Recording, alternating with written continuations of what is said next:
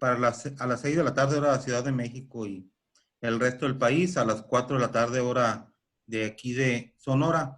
Buenas tardes, agradezco a todos que nos acompañen este día en la conferencia de un buen amigo y muy preparado maestro César Orlando Flores Sánchez, Corsario, mejor conocido como Corsario, quien tuvo bien aceptar la invitación para que sustentara el día de hoy la conferencia sobre la seguridad nacional, la gestión del riesgo en el entorno de la pandemia del COVID-19 que hoy nos acompaña. A nombre del Colegio Mexicano de Profesionales en Gestión de Riesgos y Protección Civil, yo agradezco mucho al maestro César Flores que esté el día de hoy con nosotros sustentando esta ponencia, y obviamente también agradezco al maestro Daniel Ríos que nuevamente nos acompañe siendo moderador de la reunión. Pues gracias y bienvenidos. Muchas gracias nuevamente, César. No, muchas gracias a todos ustedes, y en primer término, pues quiero agradecerle al colegio, a la universidad y al capítulo Quintana Roo por las facilidades técnicas para esta conferencia. Y pues vamos a entrar en materia muy rápido con dos conceptos interesantes que son muy necesarios para poner en contexto todo el tema que ocupa en la conferencia. Si me permites un momento, Maestro. para hacerte la presentación a través de Daniel Ríos, por favor. Perdón, Disculpa. sí, claro. Sí, maestro. Aprovecho y tengo el honor de poder presentar al maestro César Orlando Flores Sánchez. El maestro es ingeniero en ciencias navales por la heroica Escuela Naval Militar de la Armada de México. Es maestro en prevención de riesgos por la Universidad Politécnica de España. Es profesional avanzada. Es investigador en el Instituto de Investigaciones Estratégicas de la Armada de México. Actualmente cursa el doctorado en Gestión Integral de Riesgos en la ENAFROC Chiapas. Fue comisario superior de avería de las oficiales de Marina Mercante. Muy bien, maestro, te escuchamos. Ha sido director de Protección Civil de la UNAM, director de concentración sectorial de la Dirección General de Protección Civil en la Secretaría de Gobernación, es coordinador general de Protección Civil del Estado de Puebla, docente en el CIDE, consultor de alto nivel de Protección Civil y Seguridad Integral y asesor técnico del Consejo de ARICE MX. Autor de libros Secuestro, El crimen del siglo, Cómo evitarlo, Secuestro, Manual de Prevención y Protección Civil, indispensable para la seguridad nacional, así como de diversos artículos en publicaciones especializadas, y participa como conferencista en diversos foros nacionales e internacionales de seguridad y protección. Maestro, es un placer, es un honor tenerte con nosotros y que nos compartas de tus experiencias y conocimientos. Bienvenido. Ok, pues muchísimas gracias. Entonces vamos a entrar ahora sí en materia. Les comentaba con un par de conceptos que creo que son importantes para poder tener el panorama completo de lo que vamos a platicar, y sobre todo de lo que estamos viviendo en estos momentos pues en todo el planeta, ¿no? Según la Organización Mundial de la Salud, un desastre se define como situaciones imprevistas que representan serias e inmediatas amenazas para la salud pública, o cualquier situación de salud pública que pone en peligro la vida o salud de una cantidad significativa de personas y exige la acción inmediata. Si analizamos el panorama internacional, estamos dentro de esta definición, y por lo tanto, para la Organización Mundial de la Salud, esto constituye un desastre. Por su parte, la Oficina para la Reducción del Riesgo de Desastres de la ONU se definen los desastres como una seria interrupción en el funcionamiento de una comunidad o una sociedad que ocasiona una gran cantidad de muertes, al igual que pérdidas e impactos materiales, económicos y ambientales que exceden la capacidad de la comunidad o de la sociedad afectada para hacer frente a la situación mediante el uso de sus propios recursos. Como podemos observar, también caemos dentro de esta definición, y por lo tanto dentro del contexto de salud pública como en el contexto de la reducción del riesgo de desastre, estamos viviendo un desastre de magnitud internacional.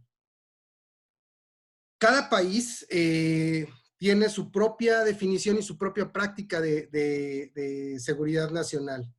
Y parte de esa percepción, buena parte de la percepción de la seguridad nacional es la estabilidad interna del Estado en México, que haya gobernabilidad democrática y que se permitan atender desequilibrios sociales que impidan la existencia de una paz interna como no lo ha habido en este país.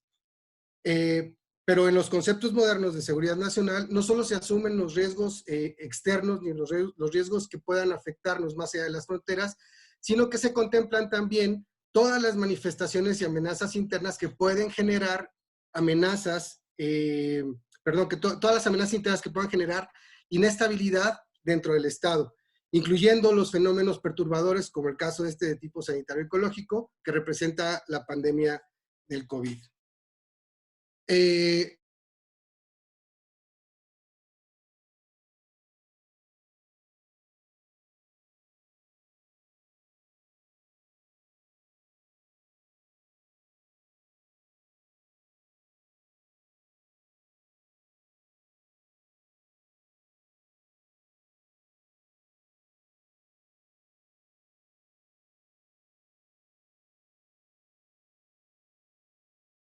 Combate a la pobreza, que haya educación con calidad, que haya temas de prevención y atención de enfermedades, como lo estamos viendo en este momento, que haya un equilibrio ecológico y una protección al medio ambiente, que haya promoción del desarrollo económico, social, cultural, y que haya seguridad en las tecnologías y en todos los medios de comunicarse, ¿sí? De este modo, el concepto de seguridad nacional ya adquiere un carácter multidimensional que se supone debería de fortalecer un proyecto de nación.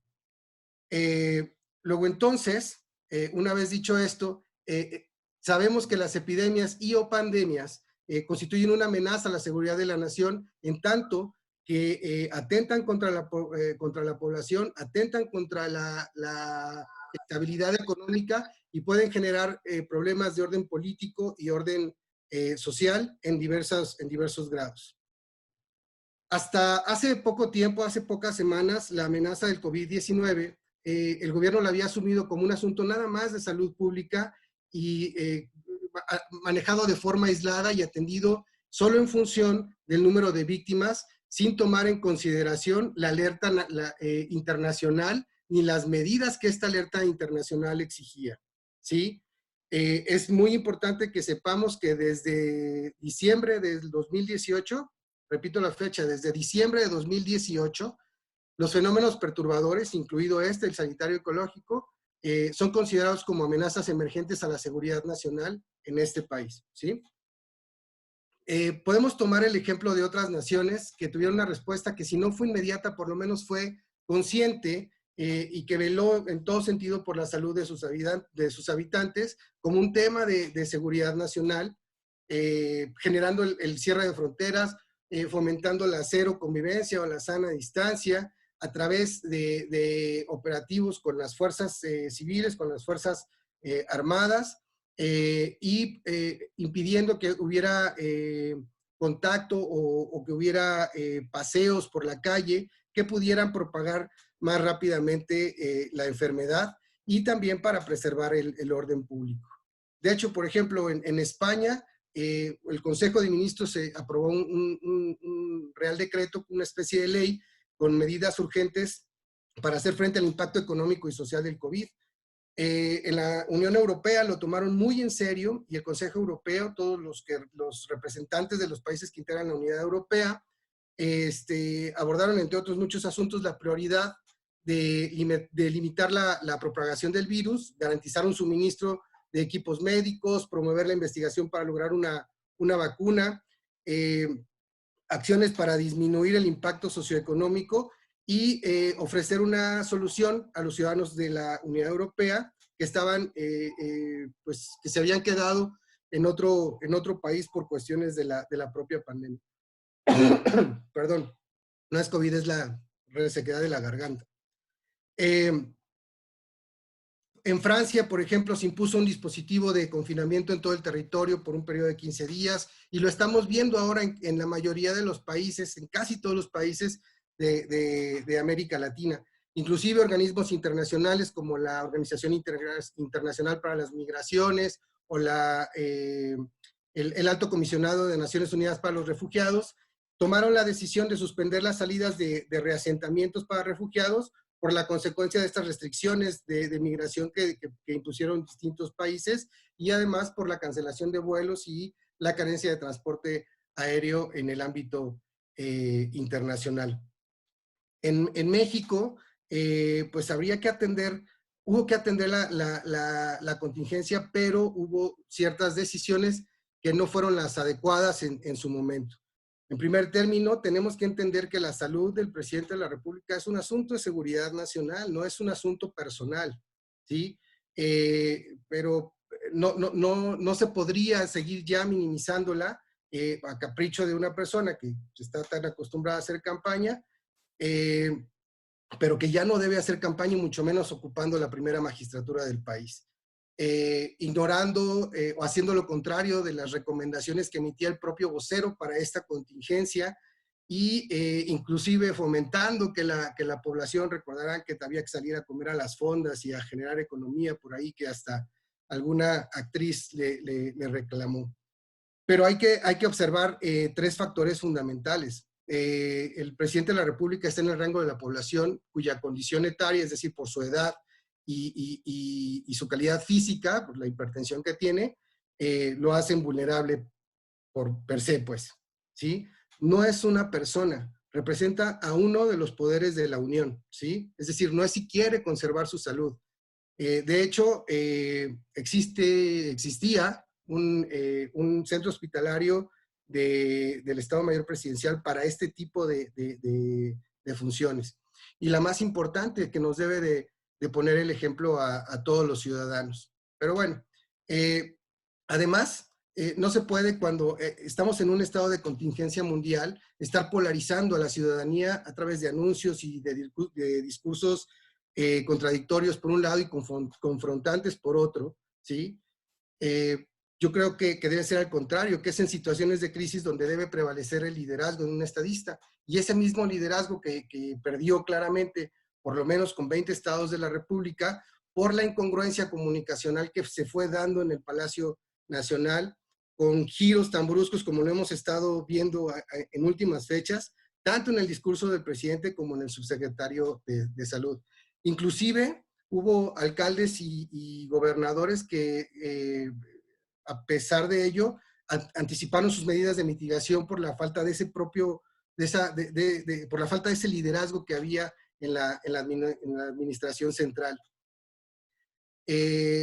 Autoridades estatales también han implantado ya en los últimos 15 días medidas extremas para mitigar la propagación del COVID-19, como el toque de queda en algunos estados, la suspensión de bebidas alcohólicas, que no sé qué tiene que ver.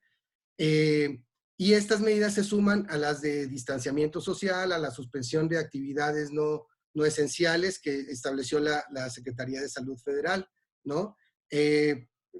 Como ejemplo está Baja California, Jalisco, Michoacán, Quintana Roo, Sonora, Yucatán y Guerrero.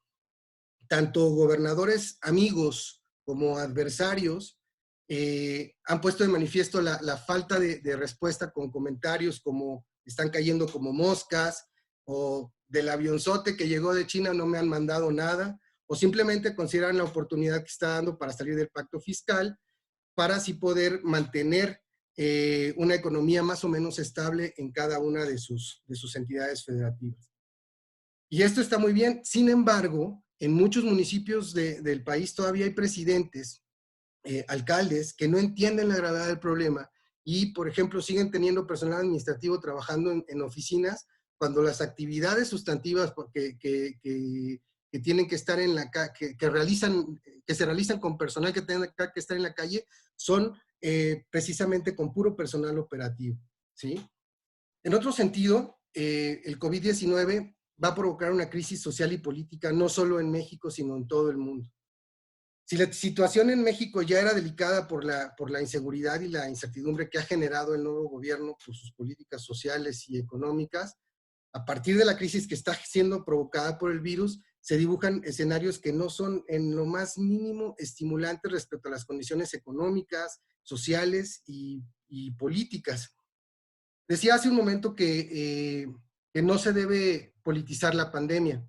Hay que privilegiar ahorita la cooperación, el diálogo, la suma de voluntades, y en lugar de estar buscando a quién echarle la culpa o definir qué sector económico de la población se contagia o no, hay que coadyuvar desde la trinchera que nos corresponde, como siempre lo hemos manejado varios de mis compañeros y yo en los diversos foros en los que participamos, para salir adelante en este problema tan grave que nos está quejando no solo a México, sino a todo el mundo. Ahora bien, mencioné que el Estado tiene la obligación de garantizar la estabilidad y la paz en toda la República. Esto quiere decir que la pandemia debió tratarse como un tema de seguridad nacional desde el principio. México, igual que muchos otros países, no cuenta con la estructura hospitalaria ni clínica para enfrentar epidemias y mucho menos una pandemia. Y esta condición puede generar consecuencias que provoquen riesgos a la estabilidad social. Pueden surgir protestas sociales que lleven a la ruptura del orden institucional, pérdida de gobernabilidad, como ya está pasando, dependiendo de la magnitud y la duración de la pandemia también, pero básicamente hasta que la población ya no aguante la presión del hambre o de las deudas y la percepción de que el gobierno está actuando adecuadamente o no ante una situación tan delicada como la que vivimos. Pero si el Estado no cumple con esta obligación que tiene de cuidar la seguridad, de mantener la paz, de aplicar el Estado de Derecho, de mantener la gobernabilidad, y no da una respuesta sensata, como lo hemos estado viendo, a la crisis económica, la política y la social, es posible que esto genere un descontento social y devenga un problema de muy grandes dimensiones, ¿sí? Del 23 de marzo al 6 de abril, la Asociación Nacional de Tiendas de Autoservicio y Departamentales, la ANTAD, reportó 53 saqueos en algunos puntos del país. Todavía estos podrían llevarse a actos vandálicos. Sin embargo, el desabasto, el desempleo y la consecuente falta de alimentos para grandes sectores de la población, sumado al malestar y frustración tanto de médicos como de pacientes o como de familiares de estos médicos y pacientes, pueden ser un índice detonador de inestabilidad social y política que puedan hacer más rápidos estos movimientos con estas características de problemática social, como ya se ha visto en algunos hospitales de Baja California y de Puebla, aunado a las agresiones que hemos estado viendo todos en redes sociales y en las noticias al personal que integra el sector salud. Y esto es porque a pesar de la gran cantidad de información a través de las redes sociales electrónicas y de medios masivos de comunicación, el pánico social ya está empezando. Las reacciones de la población en las próximas semanas pueden volverse más graves y van a empezar a exigir soluciones inmediatas y muy radicales para contrarrestar el virus y sobre todo para que se reactive la economía. No sé si han visto algún video de un empresario de Hermosillo que llorando les dice a sus trabajadores que pues, es la última vez que les puede pagar en este momento y les da a escoger, hace una consulta a mano alzada de que si quieren que pague los impuestos o que les entregue el dinero a ellos, ¿no? Cosas así que hemos estado viendo a través de las redes sociales pueden detonar en un problema mucho más grave de lo que ya lo estamos padeciendo en México. Debimos prepararnos de una manera seria para poder ver la vida cotidiana y no lo hicimos. Hicimos caso omiso y costará mucho reactivar la vida nacional con las fábricas cerradas, con hospitales saturados, con pequeños negocios quebrados o al borde del colapso y sin duda alguna la violencia que va a generar esta crisis económica. Por ejemplo, Rusia, muy atinadamente y con un liderazgo muy firme, cerró sus fronteras, realizó un confinamiento forzoso, pero muy exitoso, y pasó libremente por los primeros meses de esta pandemia. Había un video por ahí también en redes sociales que decían que el presidente Putin comentaba que si preferían pasar 15 días adentro de su casa o 5 años en prisión. Esto quiere decir que él privilegió los intereses nacionales, que son la razón principal de la seguridad nacional, por encima de intereses partidistas, políticos, particulares o personalísimos o de culto propio, ¿no? Además, hay un aspecto de peligro mayor, por ejemplo, se presenta en los centros de reinserción social, de readaptación social, las cárceles, cuya gran mayoría padece de una muy alta sobrepoblación y condiciones de muy poca higiene, de un alto hacinamiento. Y menciono este ejemplo porque es muy necesario tomarlo en consideración. ¿Qué pasará cuando el índice de mortandad dentro de las cárceles aumente debido a su muy pobre sistema sanitario que hay dentro de los penales? ¿Sí? Esto también puede desencadenar problemas sociales de un impacto considerable. En algunos casos se había mencionado ya que estaban pensando en liberar algunos presos para disminuir el confinamiento que tenían dentro de las prisiones, ¿sí? Y a ello hay que sumar las condiciones de inseguridad en las que está el país, ¿no? Esto es consecuencia de una estrategia muy errática que se ha llevado prácticamente desde inicios del siglo XXI, ¿no? Quizá por la misma conciencia social de un muy grande sector de la población, por el aislamiento público, los índices delictivos puedan disminuir de una manera muy considerable, pero sigue latente en los cárteles y las demás organizaciones criminales, que también tienen que buscar nuevos medios de subsistencia, ¿sí? Esto es lo que vamos a ver, un efecto cucaracha. Además, hay unos apoyos que se llaman FAST y Fortasec, que es Fondo de Apoyo a la Seguridad Pública y Fortalecimiento de la Seguridad, que cuando menos el año pasado era de 11,000 millones de pesos para comprar equipo, para capacitar policías. Había un tema de no era para los 2,400 y cacho municipios, es para 260 municipios que tienen el índice de delincuencia más alto, los índices de inseguridad más altos. Entonces, este fondo de 11,000 millones de pesos está siendo reorientado dentro de los esquemas de operación que tienen, pero para comprar tapabocas, para comprar guantes, para proteger sí al policía, pero no para combatir la inseguridad ni para disminuir los índices delincuenciales, ¿sí? Otra consideración de la seguridad nacional es que debe de existir una cadena de suministro con todas las medidas de protección sanitaria y que esto nos permita no interrumpir el abasto de insumos en las ciudades, principalmente en aquellas que por su naturaleza están literalmente paradas en su actividad, como pueden ser las que están ubicadas en la Ribera Maya o en la costa del Pacífico, o aquellas con corredores industriales de una relevancia importante como Guanajuato, como Puebla, como Querétaro, ¿sí? Y esta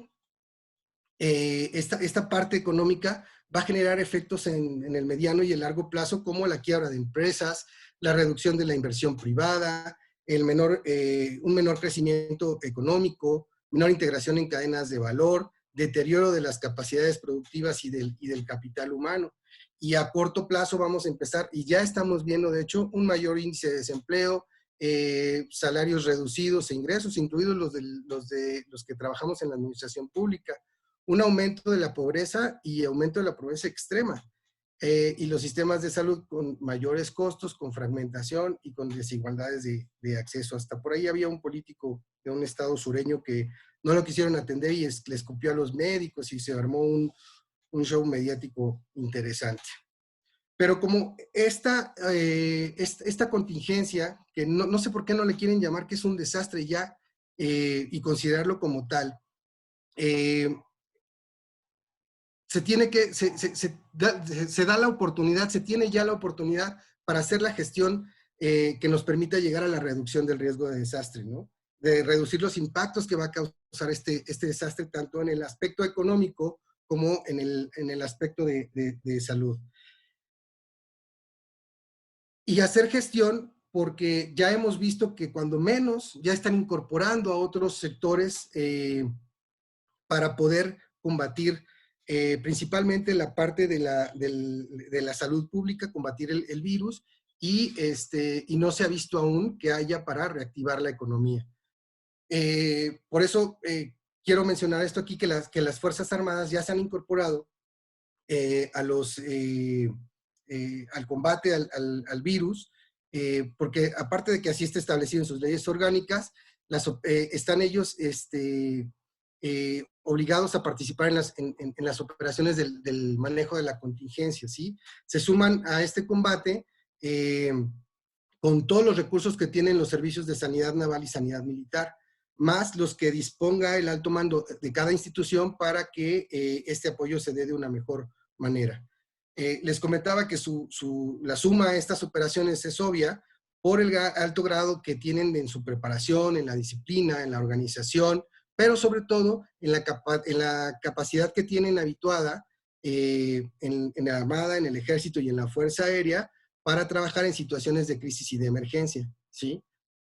Estas dos instituciones cuentan con sus propios centros de formación de médicos, la Escuela Médico Naval y la Escuela Médico Militar, y ambas escuelas tienen reconocimiento internacional y muchos de sus egresados con estudios en manejo epidemiológico muy acertado y muy adecuado.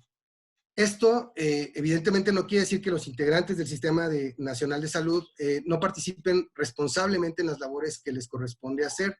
De hecho, pues son la cabeza de sector en esta gestión de la contingencia. Sin embargo, lo que se está haciendo es que una parte importante de la logística de este gran operativo nacional es responsabilidad de las Fuerzas Armadas. Inclusive hemos visto ahí en algunas noticias que ya los hospitales, algunos o muchos hospitales militares están convirtiéndose para poder ya recibir pacientes civiles y darles el tratamiento adecuado para combatirle el COVID-19, ¿no? Por ahí yo quiero dejar en claro que no es que se haya preparado un plan de N3 para la contingencia, eso es lo más alejado de la realidad.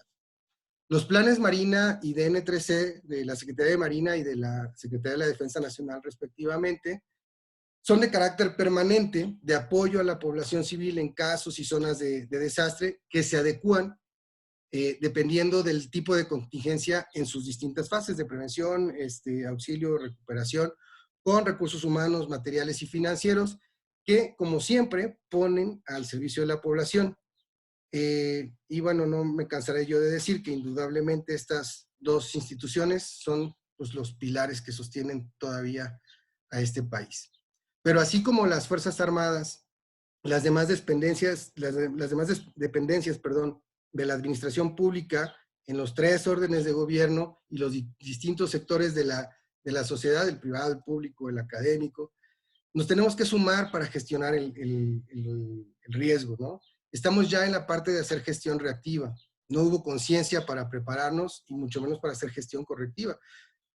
Hay que generar todavía programas para que no falten recursos a la población, hay que acondicionar espacios para atención de enfermos y que se permita seguir con la cotidianidad en los servicios públicos, internet, luz, agua, gas, ¿sí?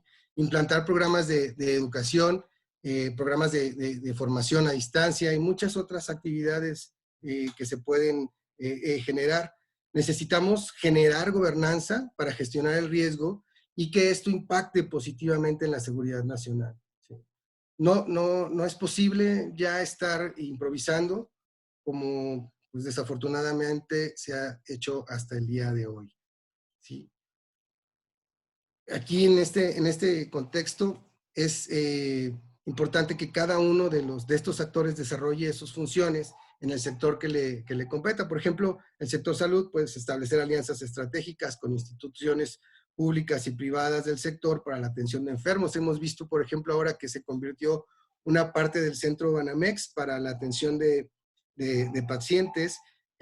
También tendrá que promover la producción de medicamentos y de material médico, que le llaman de la canasta básica, de enfermedades crónicas con la industria nacional que la pararon. Y esto generó un desabasto y el mismo que se genera por la propia contingencia en el aspecto nacional y en el aspecto global, ¿no? Y todo esto lo tienen que hacer ya, porque ¿qué va a pasar con una señora que vaya a dar a luz mañana o hace media hora o al ratito, o un niño que le dé apendicitis, o una persona de cualquier condición etaria que le dé un infarto en este momento. Todo el mundo está enfocado en el COVID-19, pero tenemos que seguir con parte de la vida normal, de la vida cotidiana que se vive en cada uno de los sectores. En el sector social, por ejemplo, hay que asignar responsabilidades claras a las organizaciones civiles, a los empresarios, a las instituciones educativas, religiosas, y a los medios de comunicación, por supuesto, para poder saber cómo atender la crisis de una manera coordinada, ¿no? Vimos lo que no se hizo en el caso del sector económico y financiero, que no se aplicó un plan de emergencia económica que incluyera gasto en inversión, que incluyera reducción del gasto corriente gubernamental, al contrario, que hubiera incentivos fiscales para medianas y pequeñas empresas, establecer un plan de estabilización de empleos y salarios en las empresas que se pudieron ver afectadas por la recesión y generar un endeudamiento pues moderado, ¿no? Al contrario, les comentaba del empresario de Hermosillo que se puso a llorar con sus trabajadores. En los aspectos de la política interior, pues apoyar a los estados, a los municipios, porque ellos son la primera línea también de contención en los servicios de salud. Establecer seriamente, al igual que otros países, una buena coordinación en caso de restricciones de movilidad y de uso de instalaciones con centros de atención médica. Algunos de ustedes han salido a hacer las compras y han sido los designados en su casa o por su condición de que les interesa la gestión de riesgos, pues también son inmunes, pues han salido a hacer las compras y en algunas tiendas, en la mayoría de las tiendas, están las marcas ya de distancia social. En algunos supermercados pues hacen cola para poder ingresar y hay un número determinado de personas de clientes que pueden estar al interior. Es decir, toda esta coordinación que se tiene que hacer entre el gobierno federal, local o municipal o de las alcaldías con la sociedad para que se cumplan las recomendaciones de la Organización Mundial de la Salud. Seguramente ustedes vieron por WhatsApp o por Facebook los 5 puntos del COVID que está circulando desde ayer, que sí, pero no salgas, que ya va a empezar, pero no, que sí sirve el cubrebocas, pero no. Esa incongruencia comunicacional que comentaba yo hace algún momento, pues genera que la población no tenga la certeza, en primer lugar, de saber que el liderazgo está siendo adecuado para el manejo de la pandemia. Y dos, si se asoman a las ventanas y ven gente caminando en la calle, quiere decir que no está funcionando las medidas preventivas o de contención que está proponiendo la propia federación. Es decir, sale en un video diciendo quédate en casa, quédate en casa, quédate en casa, pero dice no te quedes en casa tanto, ¿sabes?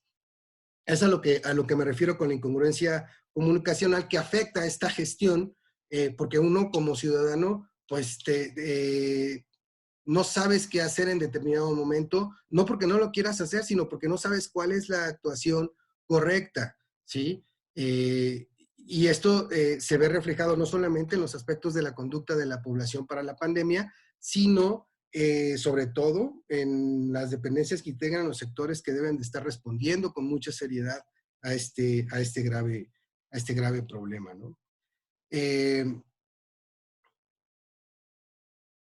Vamos a asumir ya que ya sabemos que la pandemia es una enfermedad epidémica que se extiende a muchos países o ataca a casi todos los individuos de una localidad o región, según la OMC, pero esto, además de generar un problema de seguridad nacional, se escala ya a niveles de seguridad regional, de seguridad hemisférica y de seguridad internacional. Con esto quiero decir que el mundo entero está cruzando por una crisis que no se esperaba. Alguien hace como 5 años hablaba de que había que estar preparados para una situación muy similar a la que estamos viviendo, que iba a tener graves consecuencias sociales, económicas y políticas. Es muy posible que con esta irrupción que ha dado el virus, sea necesario reorganizar muchas cosas, muchos entes, y que nos tengamos que adecuar, quieran o no quieran los de la 4T, a esta nueva forma de la economía, ¿no? Muchos países van a privilegiar, como Alemania, el nacionalismo para reactivar su economía. En Alemania no hay Walmart, ¿sí? Todo es a través de supermercados, de empresas locales, ¿no? Esto es una muy buena práctica, es inclusiva y acorde a las necesidades de los países, sobre todo en vías de desarrollo. Pero lo que quiero decir es que no hemos aprendido la lección que nos ha dado la historia, pues con la peste negra, con la sífilis, con la viruela, con la gripe española, inclusive con el VIH, con el virus de inmunodeficiencia humana, ¿no? La globalización ahora va a tener que contemplar muchos esquemas de seguridad muy multidimensional, de seguridad alimentaria, de seguridad pública, de seguridad en la educación, de seguridad hídrica, y va a tener que adoptar muy enfáticamente las medidas de gestión del riesgo de desastre para que se pueda evitar en lo posible que otro enemigo invisible como esta nos esté atacando tan agresivamente a la humanidad, ¿no? Muy probablemente se pueda desarrollar un nuevo modelo económico que vaya a arrastrar un nuevo modelo político y un nuevo modelo social, y que surja esto después de la contingencia, contemplando, insisto, medidas de reducción del riesgo de desastre y que pues potencie que los países y las diferentes regiones sí estén preparados, verdaderamente preparados ante situaciones similares a esta, como la de la pandemia, con sistemas de salud muy fortalecidos, serios y que sean capaces de generar una red global de salud, ¿no? Me trajeron serenata. Como toda crisis, seguramente esto provocará cambios importantes, lo mencionábamos, y también en México, ¿no? Tanto políticos como en las cadenas de producción, en la seguridad nacional y regional, y esto provocará que actuemos muy seriamente bajo esquemas de gobernanza, con una participación activa, incluyente, que esté frente a los riesgos que enfrentamos como humanidad. Pero pues vamos al comienzo de la crisis, hay que tener un poco de paciencia y esperar a ver cómo se van dando las cosas. Lo que tuvo que haber hecho, lo que se tuvo que haber hecho en México es establecer una suerte de economía de guerra. ¿Y qué es la economía de guerra? A grandes rasgos, la economía de guerra es que cuando se atraviesa una situación económica delicada, se necesitan reducir los gastos al máximo y hay que sacar un mayor partido de lo que se adquiere. Y que la industria sea convertida para combatir la situación por la que estamos atravesando. Seguramente los que les gustan los coches sabrán que del 40, 42 al 46 no hay modelos de automóviles americanos, porque durante los años de la guerra, a pesar de que entró en el 41 Estados Unidos a la Segunda Guerra Mundial del siglo pasado, toda la industria estaba volcada a producir artículos de guerra, aviones, motores, vehículos, armamento, alimentos, todo para que las Fuerzas Armadas no les faltara nada en los momentos a donde se iba a combatir, ¿no? Inclusive se generaba o se genera en estos momentos de economía de la guerra empleos para poder soportar el impacto que va a tener dentro de de la materia prima y de los insumos que vaya generando esta parte económica. Por ejemplo, el gobernador de Nuevo León en estos momentos está generando que algunos penales del estado estén haciendo cubrebocas, ¿sí? Y esto es parte de lo que se tiene que ver en la economía de guerra. Si no hay ventiladores, pues ya hubieran puesto a diseñar al IPN y a la Universidad Nacional o a todas las universidades, al sector académico, para hablar de la gobernanza, ventiladores con un costo menor a los que se pueden comprar, para que se puedan habilitar más hospitales, ¿no? Proveer con lo que se tiene dentro del país, o sea, ser autosustentables, pero para combatir el tema que nos está ocupando ahora, ¿no? Esto, por ejemplo, un ejemplo de la economía de guerra es lo que pasó en Gran Bretaña en la Segunda Guerra Mundial también. Obviamente, Alemania los tenía controladísimos ahí en el Canal de la Mancha y no recibían muchos insumos. Recordemos que Gran Bretaña es una isla, ¿no? Este bloqueo, pues, nos obligó a esforzarse para producir la máxima cantidad posible de alimentos en el mismo suelo británico para abastecer no solamente a su población, sino a las tropas, ¿no? O el otro ejemplo de la economía de guerra es las cartillas de racionamiento que se dio en la España después de la guerra civil, ¿no?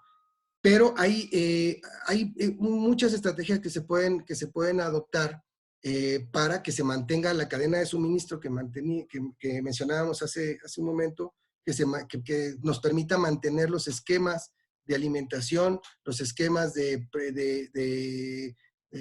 proveer los servicios a los que estamos habituados. Agua, luz, comunicaciones, los propios medios de comunicación por medio de la televisión, en fin, todo eso debe de estar contemplado en un esquema de economía de guerra. El problema que está afectando a la seguridad de la nación, al proyecto que tenemos de nación, es que no se contempla, no se ha contemplado. Y no solamente es para atender una pandemia o atender una situación bélica, es para cualquier desastre.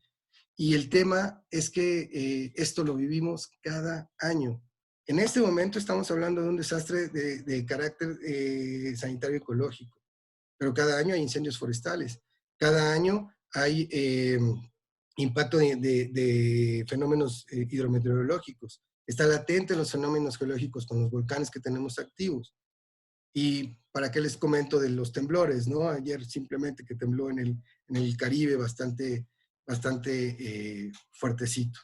Es decir, retomando el tema, la producción industrial de un país con un buen esquema de economía para la guerra tiene que adaptarse a las demandas del conflicto que estamos viviendo, en este caso de la pandemia. Orientar los esfuerzos para producir exactamente lo que necesitamos para afrontarlo, como lo están haciendo ahorita en Nuevo León, ¿sí? Yo veo una carencia de liderazgo total, mi posición personalísima, una carencia de liderazgo total y que está arrastrando a las demás instituciones a que pues no hagan lo que justamente tienen que hacer, ¿no? Como les comentaba del gobernador del Bronco, estas personas están haciendo,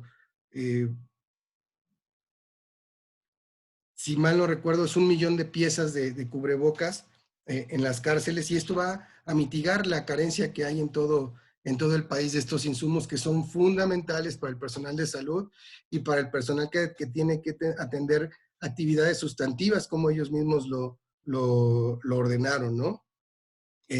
Obviamente se supone que lo están haciendo bajo un estricto proceso de higiene, y cada interno se lava las manos y se pone gel y para poder empezar a trabajarlos, etcétera.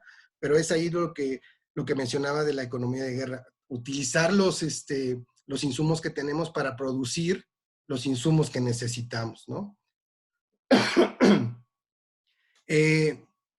En otro sentido, quiero preguntar, ¿qué pasa si durante esta crisis hay un temblor o una erupción volcánica o impacta un huracán? Ahora ya estamos a poco tiempo de que inicien la temporada de huracanes, el 15 de mayo en el Pacífico y el 1 de junio en el Océano Atlántico. ¿Qué va a pasar si impacta un huracán? Aunque no impacte un huracán, ¿qué va a pasar cuando se presenten lluvias importantes en el país? ¿Sí? Aparte de que esto es independiente, general, totalmente independiente de que la Conagua acaba de generar una alerta por una sequía severa, ¿no?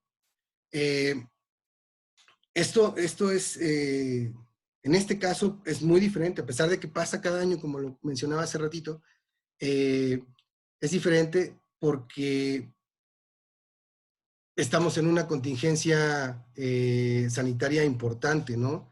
Creo que si no fue hoy, es que ya no creo en nada de las noticias ni en lo que veo en las redes sociales. No sé, habían determinado que la fase 3 iba a empezar para el 6 de mayo y hoy resulta que empezó hoy en la mañana. No tengo el dato exacto, pero de cualquier manera, la temporada de lluvias y huracanes va a coincidir con la fase 3 o la 4, la 5, las que sean, ¿no? ¿Qué vamos a hacer cuando haya una inundación? Cuando se tenga que trasladar la población a un albergue y se tenga que concentrar pues 50, 60, 100 personas en el salón de usos múltiples de un municipio. ¿Qué vamos a hacer? ¿Les vamos a marcar un cuadrito? ¿Los vamos a poner en cajones? ¿Los vamos a encerrar en un jaulas? ¿Qué es lo que va a pasar? Esto se va a convertir en un foco de contagio bastante importante en las comunidades que normalmente ocupan estas actividades, ¿sí? Y no se les va a poder dar la opción de decidir a estas personas si arriesgarse un contagio o sobrellevar la inundación en su casa con el riesgo de que el río, la avenida del río se lleve su casa, ¿no? Aquí todavía hay que contemplar la cantidad de recursos humanos que se tendrán que desplazar, además de los recursos que tendríamos que utilizar para la limpieza y la alimentación que se requieren durante una emergencia resultado de un fenómeno hidrometeorológico, ¿no? Estos van a estar limitados en comparación con el año pasado, con cualquier año que no hayamos tenido una pandemia, ¿sí? Para esto ya el Sistema Nacional de Protección Civil ya tendría que haber emitido estrategias claras respecto a la atención de la temporada de lluvias y ciclones tropicales. Para que, más allá de que la gente que está estresada o con miedo con la pandemia, pues podríamos identificar las mejores prácticas de autoprotección ante estos eventos, ¿no? Y pues ya para concluir, hay dos preguntas que quisiera yo manejar que tengo aquí. ¿Están preparados y están siguiendo todas las recomendaciones y las medidas de prevención y contención que ha marcado la Organización Mundial de la Salud? ¿Sí lo estamos haciendo? ¿Están contemplando qué va a pasar en sus hogares, es decir, con sus familias, en caso de un encadenamiento? Es decir, tienen su plan familiar de protección civil, tienen su plan de contingencia, tienen ya pensado qué es lo que van a hacer nosotros, todos nosotros, los que estamos aquí conviviendo virtualmente, somos profesionales de la seguridad, de la gestión de riesgo, de la protección civil. Lo tenemos, sabemos qué va a pasar, sabemos qué es lo que tengamos que hacer nosotros para con nuestras familias, porque la mayoría de las veces que hay una emergencia, un desastre, nosotros tenemos que salir a atenderlo y nuestras familias se quedan. ¿Las vamos a dejar seguras? ¿Sí? Esta es a manera de reflexión porque parte de la gobernanza es que cada quien actúe bajo su trinchera para hacer una buena gestión del riesgo de desastre y que esto impacte positivamente en la seguridad de la nación, independientemente, por no decir, a pesar del liderazgo que tenemos ahora en el país. Muchas gracias y estoy atento a sus preguntas. Muchas gracias, maestro, por lo más interesante el tema. Tenemos una importante cantidad de preguntas que tiene por aquí el público. Voy a estar compartiendo ahorita las preguntas en la pantalla para que las tenga ahí disponibles. Algunas son como 15, algunas son de explicación larga para que más o menos se estime el tiempo de la respuesta de esta. Nos dice Jorge Sex, ¿se prevé en el horizonte un desabasto de alimentos? Yo creo que sí lo deberían de tener previsto, porque si están cerrados los centros de producción, si los centros de los que, no sé, enlatan chícharos o o granos de lote o atún estarán cerrados o estarán trabajando con disminución del personal, seguramente va a haber un desabasto de alimentos.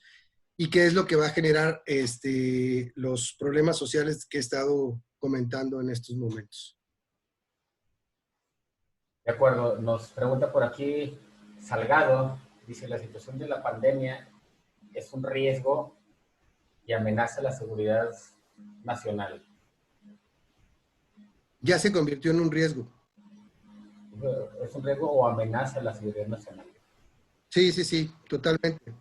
Ya es un riesgo a la seguridad nacional.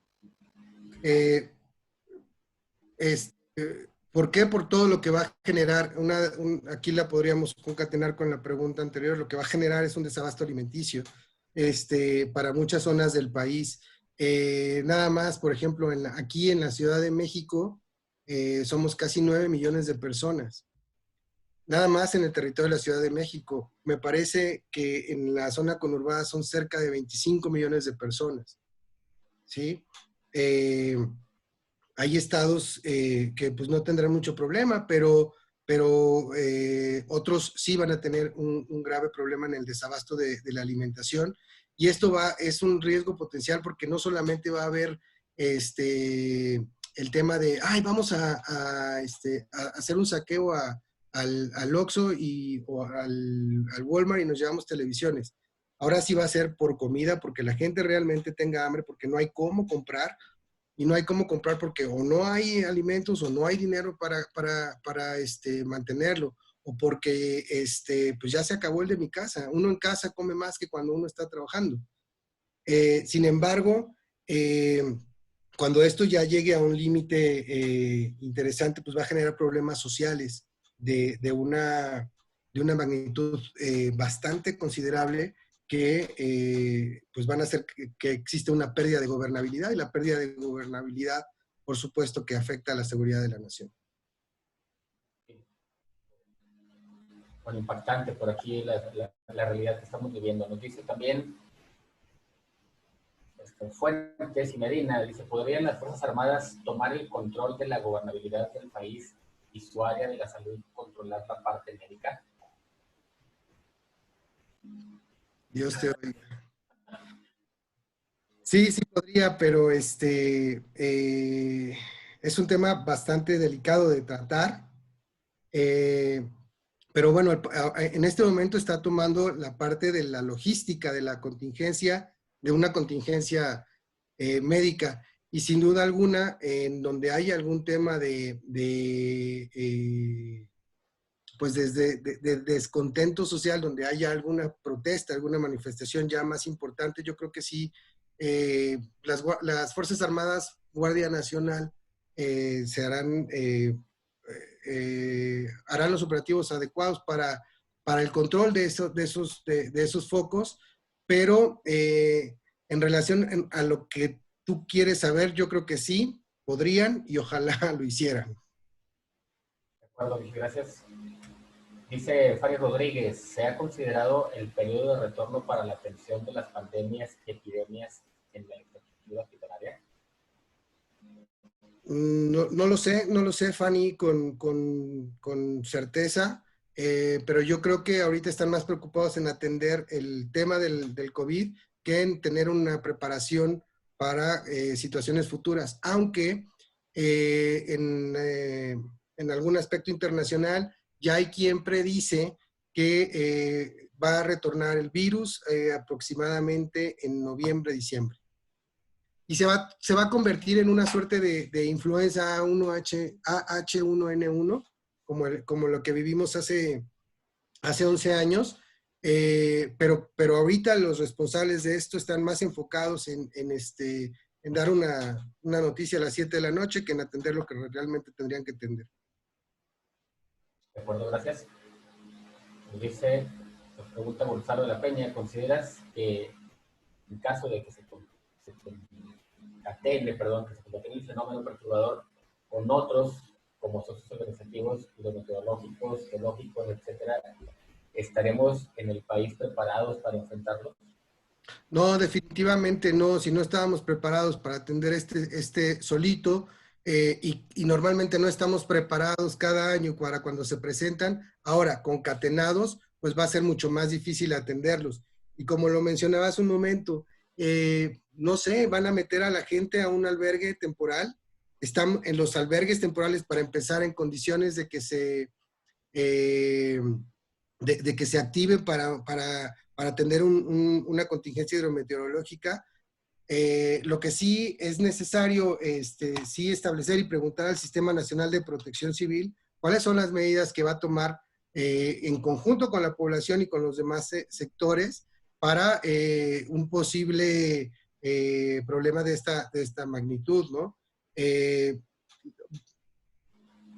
Va a haber, independientemente de la declaración de la sequía, lluvias va a haber inundaciones, va a haber crecidas de río. No quiero ser tan dramático como que va a impactar un huracán o el Popocatépetl va a ser, o el Tacaná va a ser erupción, ¿no? Pero sí creo que deberíamos estar más preparados para afrontar este tipo de situaciones, pero en relación, yo personalmente, a tu pregunta, creo que no estamos preparados para enfrentarlos al mismo tiempo. Gracias. Dice Jorge Hetz. Es sabido que el narcotráfico tiene en los sitios turísticos y en las grandes ciudades sus principales mercados.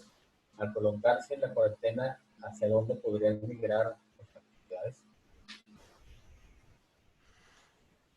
Ay, Jorge.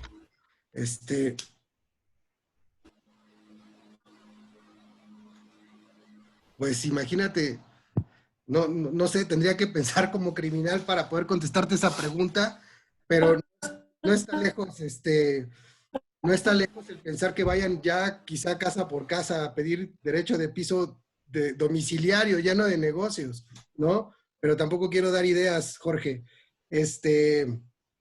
Pero sí es muy posible que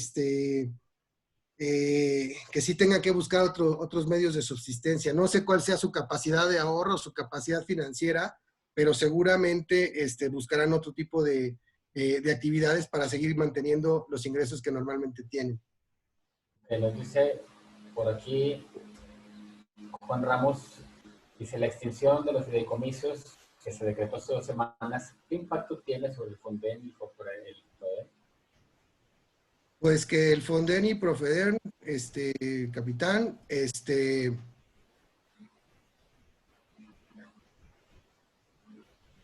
están edades de prevención o labores, obras que permitan mitigar daños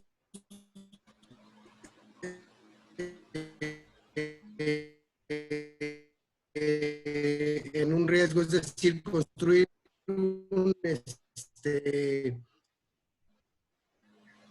porque esos fondos ya se dispusieron para otro tipo de programas.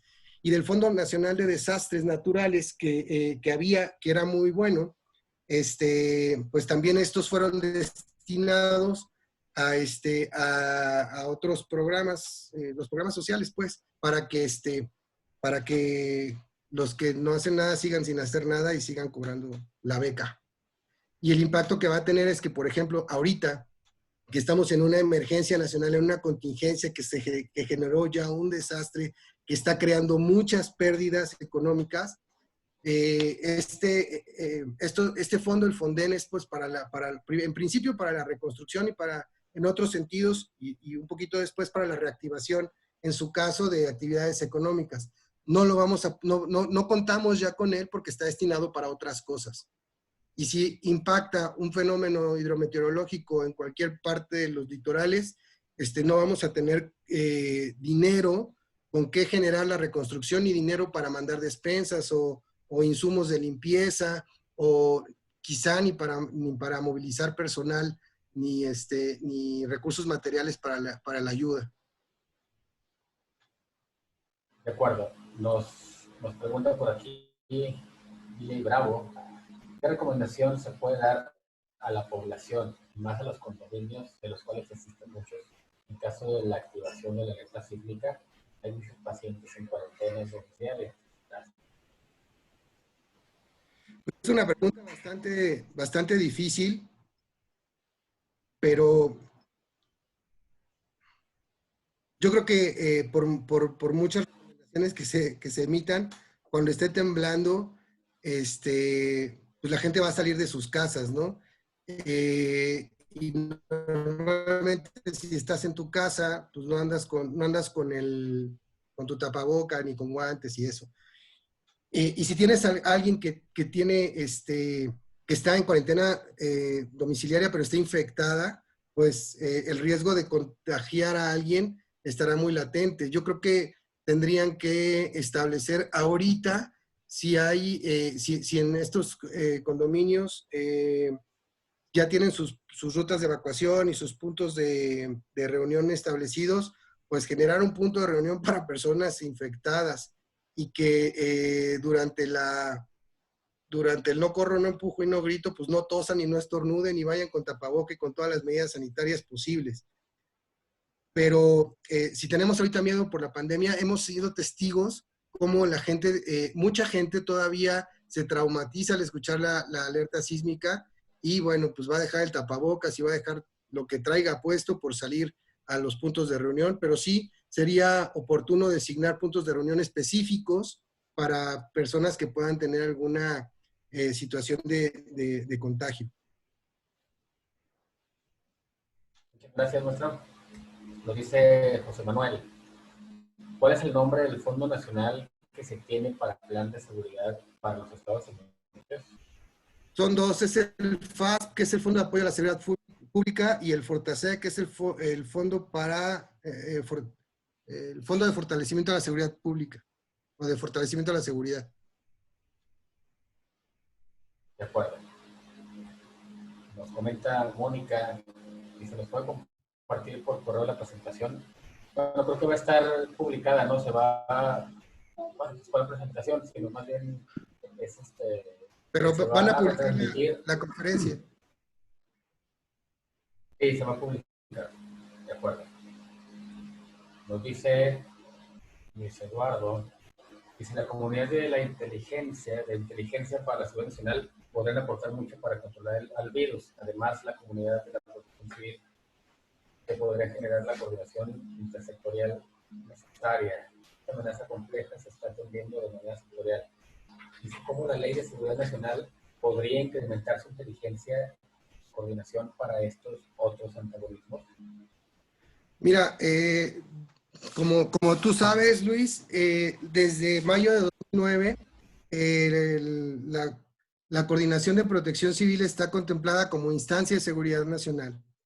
A partir de diciembre del 2018, ya los fenómenos perturbadores están contemplados como amenazas emergentes de acuerdo al glosario de términos de seguridad nacional que tienen el CODENAL y el CESNAP. Ahora lo que se requiere hacer es que sí haya una modificación de la ley y contemple estos fenómenos en su articulado para que pueda generar medidas de prevención y de preparación. Y aquí incluir los términos de inteligencia como los que tú muy bien mencionas y planeas en los demás grupos, pero sí tendría que haber una modificación de la ley y aparte, algo muy importante, hacer entender que el concepto de seguridad nacional es lo que va a proteger el proyecto de nación. Pero como no tenemos proyecto de nación, no puede haber el concepto concreto de seguridad nacional. Es decir, si no tenemos el qué, no podemos conseguir el cómo. Habría que modificar la ley, Luis. Y es una buena iniciativa para que lo empiece a hacer.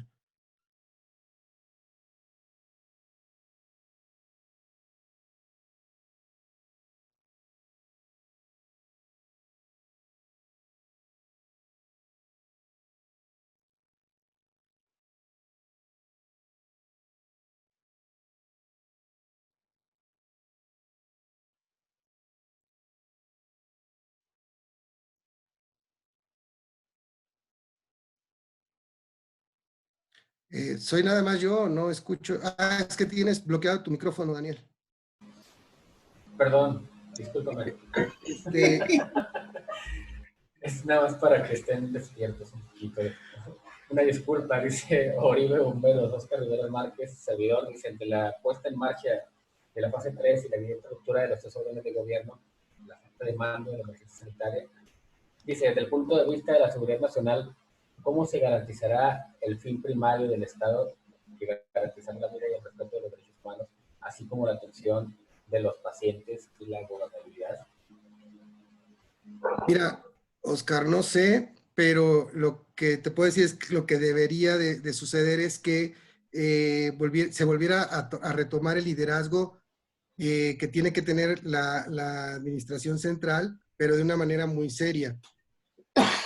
Perdón, es decir, que el punto es este, ¿no? Vamos a garantizar la vida de esta manera. No podemos estar, no sé si recuerdas que hace un momento comenté de las 5 puntos que aprendimos del COVID-19, de que sí, pero no, de que sí utilices el tapabocas, pero no es necesario, que sí salgas, pero no salgas, que solo a lo esencial, pero que te quedes en tu casa. Es decir, con esa incongruencia comunicacional, se ha dado todo esto que estás mencionando aquí en tu pregunta, ¿no? Se ha dado una ruptura de los tres órdenes de gobierno. Hay gobernadores que nada más están esperando qué va a hacer el gobierno federal. Pero el gobierno federal tampoco está haciendo mucho. No solamente basta con adecuar la parte operativa a través de los militares, que seguramente lo harán muy bien, y dejarlos a la buena de Dios. Hay que fortalecer los sistemas de salud en este momento de los tres órdenes de gobierno. Hay muchos municipios que viven en condiciones miserables, y no tan lejos de la capital de la República. Inclusive hay comunidades dentro de la Ciudad de México que no tienen las condiciones muy adecuadas para su protección en el amplio sentido del concepto de la palabra. Pero lo que sí se debe hacer es ejercer un liderazgo serio, un liderazgo proactivo, y que este liderazgo permita establecer el consenso con sus asesores para resolver de manera muy puntual los problemas que se están generando por esta pandemia. En primer término, el de salud pública, y en segundo término, el social y el económico, para evitar problemas de ingobernabilidad, para evitar problemas de descontento social. Es decir, que haya un tejido que pueda generar gobernanza, una gobernanza seria y una gobernanza muy orientada a la proactividad para salir de la pandemia, junto con los problemas que está acarreando, que son el económico y el social, evidentemente. Gracias, maestro. Lo dice Gerardo Paredes. ¿Cómo identificar que una pandemia merita para una economía guerra? El COVID-19 lo medita según qué parámetros, contagio, mortalidad. ¿La afectación económica actual permitiría dar ese giro? ¿Cómo identificar? Pues es que la pandemia por sí debe de hacer que generes tu economía de guerra. Es decir, sabes que va a haber desabasto en insumos médicos, bueno, pues produce insumos médicos. Sabes que va a haber desabasto o una ruptura en la cadena de suministro alimentario, bueno, pues asegúrala. Y todo esto bajo el contexto de que con lo que tenemos, hacer lo que necesitamos, ¿sí? No es que se tenga un parámetro para decidir, ya a partir del martes 3 de marzo vamos a tener economía de guerra. Esto se está viendo desde que sale una alerta internacional y empiezas a ver con qué cuentas para poder responder no solamente a la pandemia, sino a cualquier desastre. Sabes que va a temblar, ¿cuándo? No lo sabes, pero sabes que va a temblar, entonces prepárate para ello. Sabes que va a impactar un huracán, prepárate para ello. Sabemos que se puede generar una pandemia o tendremos que esperar otros 100 años para ver si se genera otra, ¿sí? En cuanto se da una alerta internacional, ya tendrías que estar preparando tus actividades económicas, políticas, sociales, educativas, todas tus organizaciones para trabajar, te insisto mucho, con lo que tenemos, hacer lo que necesitamos. Gracias. Nos dice DJ Bravo, considero que el sector salud y protección sanitaria ante esta situación de desastre epidemiológico tendrán que reordenar sus protocolos preventivos actuales y posteriores, además de las cuestiones de triage y puesta de mando. Sí, gracias. Bien, ahorita hay algunas, algunas preguntas más que no van a estar apareciendo en la presentación como tal, pero les voy a decir aquí, dice, por favor, ok. Conforme al artículo 32, nos dice Héctor Farías, de la Ley General de Protección Civil y el Comité Nacional de Emergencias y Desastres de Protección Civil, es un mecanismo de coordinación de las acciones en situaciones de emergencia y desastre ocasionados por la presencia de agentes perturbadores que pongan en riesgo a la población y sus bienes. Bueno, me imagino que nos pregunta también. Lady de los Santos dice, estoy afligida porque mi hijo está en Puerto Vallarta trabajando y sé que empieza a haber desabasto en algunas localidades. ¿Algo que quieras contar, Orlando? Pues eso es justamente lo que tenemos que asegurar, que no haya desabasto. O sea, puede haber desabasto en una tienda determinada, ¿no? En un centro comercial. Pero aquí creo que es muy posible que podamos todos generar la activación de la economía local. Compra en la tienda, no compres en el Oxxo o en las tiendas de conveniencia. Compra en la tienda y seguramente va a seguir gente trabajando como lo ha hecho hasta ahora para poder llevar plátano, manzana, bayonesa, latas de atún a las tiendas, ¿no? Yo esto sí lo he visto por donde estoy y pues en todo caso siempre está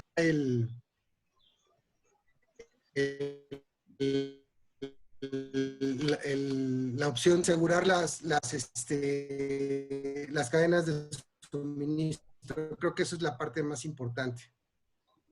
Gracias, me dice por aquí Parvel, respecto a la evolución en los próximos días, que se va a dar a fase 3 de la pandemia en México, que en algunas zonas se está organizando más rápido que otros.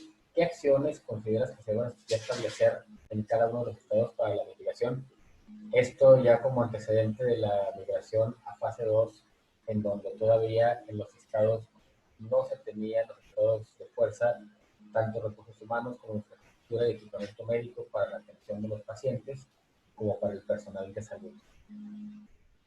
Se me perdió toda la pregunta, perdóname. La pregunta es, ¿qué acciones consideras que se deban de hacer y establecer en cada uno de los estados para la mitigación? Yo creo que sí debería de generarse ya el toque de queda, así como fue en España y como fue en Italia. Ya hay mucha gente que está infectada y no lo sabe. Por ejemplo, en la Ciudad de México sigue funcionando el metro, ¿sí?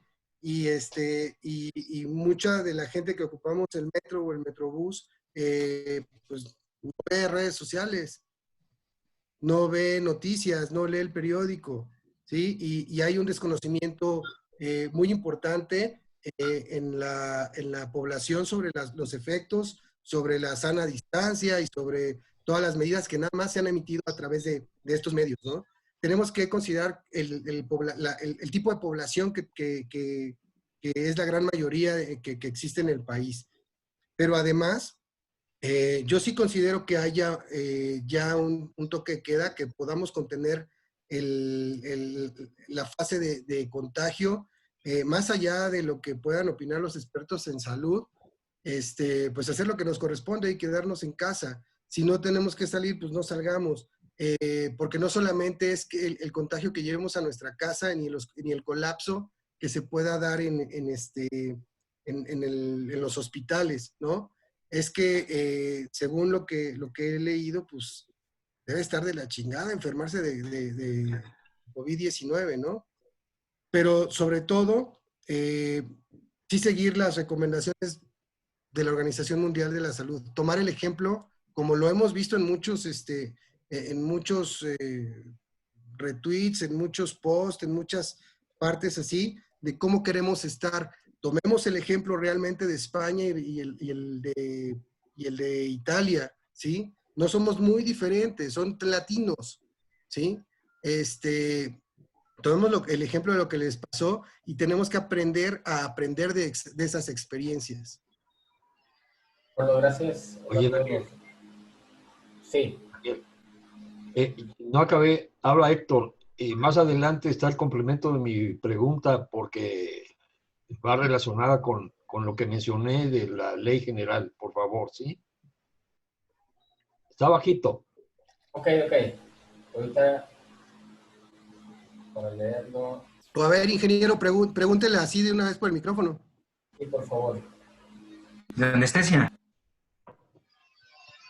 ¿Yo? Anestesia, venga. A ver, habla Héctor. Saludos, estimado Arias. Corsario.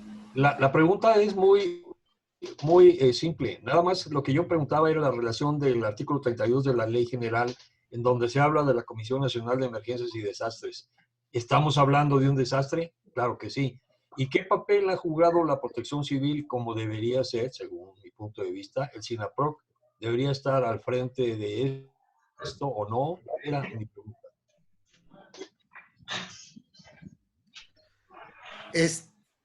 Tiene reunión, el Comité Nacional de Emergencias está en reunión permanente, me parece, igual que estamos haciendo ahorita nosotros desde casa, atendiendo las recomendaciones de la sana distancia.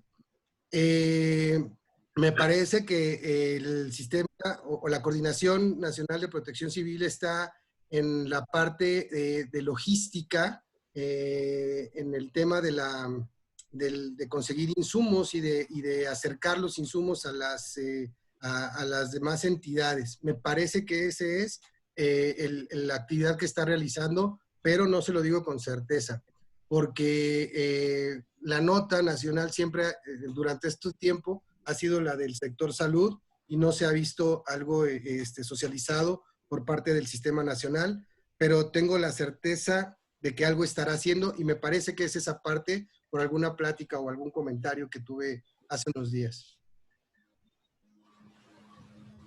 De acuerdo, no sé si quedó esclarecida la pregunta, Héctor. Aquí más abajo dice Héctor Farías, ¿qué puede decirnos respecto a la intervención? Sí, ok. No me parece muy clara la intervención de la coordinación, no es una crítica ni mucho menos, es un punto de vista nada más técnico que yo creo que debería estar coordinando precisamente toda la emergencia. Ese es mi punto de vista, porque siempre se entiende que Protección Civil es coordinar y la mera verdad siempre hemos visto que pues, no es así. Por eso nada más era mi comentario, ¿vale? Por eso luego me corren. Muy bien, dice por aquí Raquel Santos, ¿qué significativo es esto que comentas? El COVID es un fenómeno sanitario ecológico cuyo escenario actual es un desastre sanitario superado la capacidad de respuesta de la autoridad. Dice, la pregunta es, ¿cuál es la participación de la Coordinación Nacional de Protección Civil en este momento y los recursos del FONDEN aplican para este escenario? Bueno, pues la participación de la Coordinación Nacional, acabo de comentar que me parece que están haciendo actividades de logística, pero del FONDEN, bueno, pues seguramente está ya destinado para otro tipo de programas. Perdón. Dice José Javier Arias, en estos momentos de crisis y riesgo de seguridad nacional, los objetivos coyunturales deben quedar relegados a un segundo plano. ¿Cómo? Dice, repito la pregunta, dice, en estos momentos de crisis y riesgo de seguridad nacional, los objetivos coyunturales deben quedar relegados a un segundo plano. A lo mejor no está muy bien planteada la pregunta, si puedes escribirla más abajo de nuevo, Javier, para volverla a mencionar. Dice, bueno, le había comentado doctor Farías respecto a la intervención de Protección Civil y el SINAPROC. Dice José Luis Hernández Besa, en tu opinión, ¿cuál es la probabilidad real del control de la pandemia y en qué plazo? ¿El Estado y los ciudadanos estamos en sincronía? ¿El Estado y los ciudadanos estamos qué? ¿En sincronía? No, para nada. Yo acabo de ver que se acaba de extender la cuarentena, ya no es cuarentena, no ya va a ser noventena, hasta finales de mayo. se suponía que los alumnos empezaban a asistir a la escuela a partir del 6 de mayo, pero yo no creo que esto vaya a ser posible y no creo que se vaya es más, no creo que ni se pueda predecir por la desorganización, por la falta de comunicación, por la falta de interés de todos los sectores. No creo que se puedan predecir los picos en los que se supone que va a haber más contagios y más muertes, que se puedan manejar desde un punto de vista estadístico. Porque insisto, hay mucha gente que todavía no sabe que esto es real o que esto se debe tratar con una seriedad muy puntual. Yo no creo que se pueda predecir, pero yo creo que estaremos en crisis sanitaria, económica, política, quizá hasta octubre. Y le pido al buen Dios que me equivoque, pero sí, hasta octubre. No que no podamos salir o no que tengamos que estar resguardados o que tenga una etapa tan controlada todos estos meses, pero sí que vamos a empezar a salir por ahí de finales de septiembre u octubre. Gracias, dice José Javier Arias. ¿Deberíamos estar operando en un entorno de economía de guerra? Sí, por supuesto, claro. El hecho de que se llame economía de guerra no quiere decir que tenga que haber una guerra para que se dé,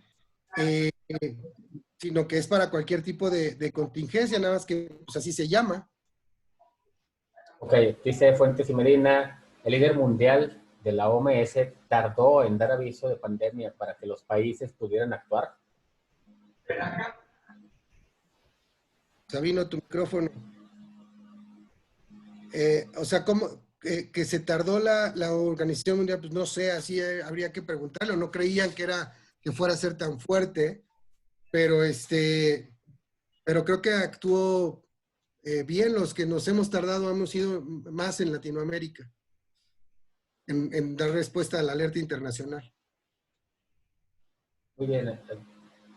Dice Fernanda de las Rosas, ¿serán levantamientos o sanciones a las personas que no acaten las medidas preventivas? Es decir, a los vendedores ambulantes, tianguis. ¿Sería posible, ya que acá en mi casa aún hay bastantes personas que salen a comprar?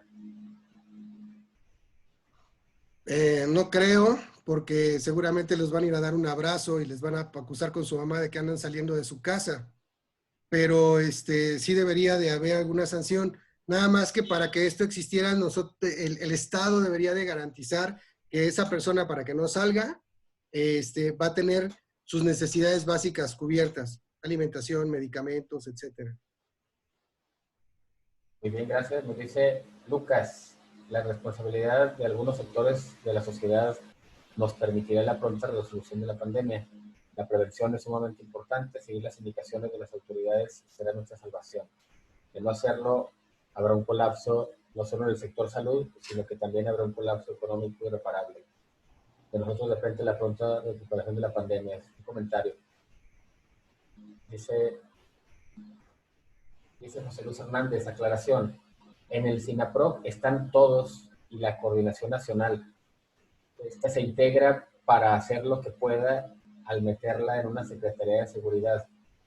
Perdió la posibilidad de coordinar el SINAPROC por la falta de capacidad de organización y de su propia logística. Por la pregunta de Héctor Martínez, comenta José Luis Besa. ¿Quieres comentar algo al respecto? Pues que tiene razón. Si pudiéramos establecer el nivel de jerarquías donde estaba la coordinación hace 2, 3 años y ahora donde está pues subordinada a una subsecretaría y antes tenía un nivel de subsecretaría con grandes posibilidades de hablar directamente con el tomador de decisiones y ahora perdió todo ese sentido. Si su jefe inmediato superior y el que le sigue no comprenden bien el tema de la gestión del riesgo o de la protección civil, pues muy pocas cosas podrá hacer y estará como están muchos directores municipales de protección civil, de que no les dan nada, no caso, pero les exigen la manera de responder pues en realidad no se hace mucho. Sin embargo, creo que está siendo tomada en cuenta, cuando menos, para el tema, insisto, de la logística. De acuerdo, muchas gracias. Voy a abrir el micrófono a Luis Eduardo. Tiene una pregunta que hacer. Adelante, Luis Eduardo, a ver si ya puedes hablar. Sí, muchas gracias. César, nada más insistiendo en el tema de la inteligencia, pareciera que las instancias de seguridad nacional y la inteligencia, siguiendo este modelo de Sherman Kent y el ciclo de inteligencia, simplemente no existe en el país como un instrumento para poder identificar, establecer un requerimiento de inteligencia que nos permite identificar a los asintomáticos, aislarlos, tratarlos y poder arrinconar y controlar al virus. Simplemente no me queda claro por qué se dio esta disociación entre una inteligencia epidemiológica de los años 80 que trata de identificar a los pacientes en términos de proyecciones estadísticas, inferencias estadísticas, en vez de buscarlos de manera determinística y construir las cadenas que nos permitan identificar, como decía el gobierno de Jalisco, no basta con saber que hay 8 allá afuera si no sabemos quiénes son, dónde están y si no podemos aislarlos de manera selectiva para poder salir. Dentro de esta comunidad de inteligencia naval, inteligencia militar, inteligencia civil, inteligencia policial, pareciera que no existe ni el ciclo de la inteligencia ni alguna vez pasó por México la pirámide de Sherman Kent. ¿Qué opinas de eso, amigo? Bueno, tienes que recordar que la Agencia de Inteligencia de México, para empezar, se creó hace 30 y tantos años, cuando se fusionan la Dirección Federal de Seguridad y la de Investigaciones Políticas. Pero y se fue construyendo de una manera muy adecuada, pero muy adecuada.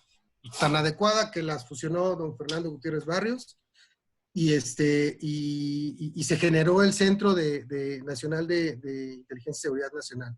Pero su primer golpe muy fuerte fue cuando empezó el siglo XXI, por coraje, igual que ahora, por coraje, desarmaron toda la red de inteligencia que había en el país.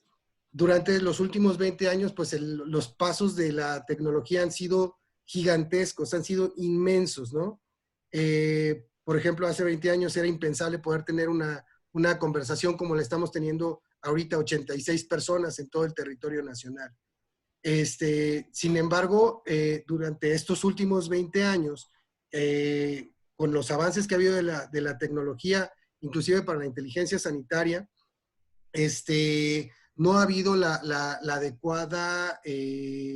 adecuado fortalecimiento del Sistema Nacional de Inteligencia, ¿sí? Llámese como se llame la agencia, entonces como un sistema, como el de seguridad pública, como el de protección civil, como el de sanidad, es un mismo sistema. Pero principalmente, y atendiendo ya a tu comentario, es que porque no le dan la importancia adecuada a los esquemas de la prevención. Y me refiero a la prevención en muchos sentidos. Esto no hubiera, una situación así no hubiera sido tan grave en la década de los 90s. Una situación como la que vivimos, muy similar hace 11 años, pues tenía una estructura diferente, el esquema de inteligencia. Pero ese mismo sistema de inteligencia todavía no quiere incorporar, no se da cuenta la necesidad de incorporar cuáles son todas las amenazas que están alrededor, que pueden afectar a la seguridad de la nación. Hay temas que son de seguridad que ni siquiera los contemplan, como la seguridad hídrica, la seguridad alimentaria, que ahorita se va a empezar que ahorita vas a ver que se empieza a dar. Y no porque haga falta alimento, sino porque las cadenas de suministro no están adecuadas. Y ese también es un tema que debió haber contemplado la inteligencia cuando se emitió la alerta internacional para el COVID-19. Pero yo creo que fundamentalmente es la falta de conocimiento del que toma decisiones. O el anterior, o el anterior, o el anterior principalmente. Ok, Gracias. muchas gracias. El tiempo, lamentablemente, se nos ha terminado. ¿Hay algún lugar, algún correo al que alguna página que te puedan contactar, Orlando, para todos aquellos que se quedan alguna duda, puedan hacerla expresa hacia ti? Sí, claro, está ahí el Facebook, está